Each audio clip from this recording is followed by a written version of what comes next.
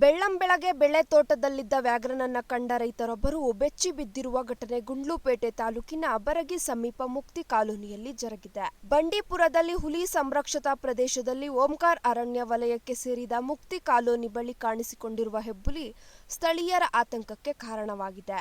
ಭೀಮನಬೀಡು ಗ್ರಾಮದಲ್ಲಿ ಪ್ರತ್ಯಕ್ಷವಾಗಿ 2 ಹಸುಗಳ ಮೇಲೆರಗಿದ್ದ ಹುಲಿ ಪತ್ತೆಗಿಳಿದಿರುವ ಅರಣ್ಯ ಇಲಾಖೆ ಥರ್ಮಲ್ ಡ್ರೋನ್ ಬಳಸಿ ಶೋಧ ಕಾರ್ಯಕ್ರಮ ಮುಂದುವರಿಸಿದ್ದು, ಆನೆಗಳ ನೆರವಿನಿಂದ ಕೋಂಬಿಂಗ್ ಬಳಸುವ ಚಿಂತನೆ ನಡೆಸಿದಾಗಲೇ ಬರಗಿ ಸಮೀಪ ಪ್ರತ್ಯಕ್ಷವಾಗಿ ಮತ್ತೊಂದು ವ್ಯಾಘ್ರ ತಲೆ ನೋವಾಗಿ ಪರಿಣಮಿಸಿದೆ. 11 ಗಂಟೆ ವೇಳೆಯಲ್ಲಿ ಕಾಣಿಸಿಕೊಂಡಿರುವ ವ್ಯಾಘ್ರ ಬಾಳೆ ತೋಟದಲ್ಲಿ ಸಂಚರಿಸುತ್ತಿರುವ ದೃಶ್ಯವನ್ನು ಸ್ಥಳೀಯರು ಮೊಬೈಲ್ ಕ್ಯಾಮೆರಾದಲ್ಲಿ ಚಿತ್ರೀಕರಿಸಿದ್ದು, ಸೆರೆ ಹಿಡಿಯುವಂತೆ ಅರಣ್ಯ ಇಲಾಖೆಗೆ ಒತ್ತಾಯಿಸಿದ್ದಾರೆ.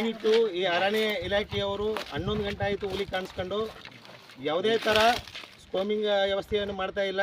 ಬರೀ ಫಾರೆಸ್ಟ್ ಅಧಿಕಾರಿಗಳು ಮಾತ್ರ ಬಂದಿದ್ದಾರೆ. ಇವತ್ತು ಬರೀ ಜವಾಬ್ದಾರಿ ಕೆಲಸಗಳು ಮಾಡ್ತಾ ಇದ್ದಾರೆ.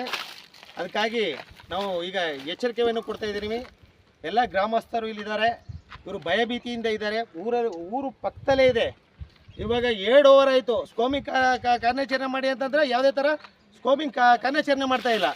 ಅದಕ್ಕಾಗಿ ಇದಕ್ಕೆ ಸಂಬಂಧಪಟ್ಟ ಅಧಿಕಾರಿ ಬಂದು ಸ್ಕೋಮಿಂಗ್ ಮಾಡಬೇಕು ಅಂತ ನಾವು ಇದನ್ನು ಈ ಮುಖಾಂತರ ಜನಗಳ ಮುಖಾಂತರ ಹೇಳ್ಕೊತಾ ಇದ್ದೀವಿ. ಮುಕ್ತಿ ಕಾಲೋನಿ ಬರಗಿ ಪಕ್ಕದಲ್ಲಿ.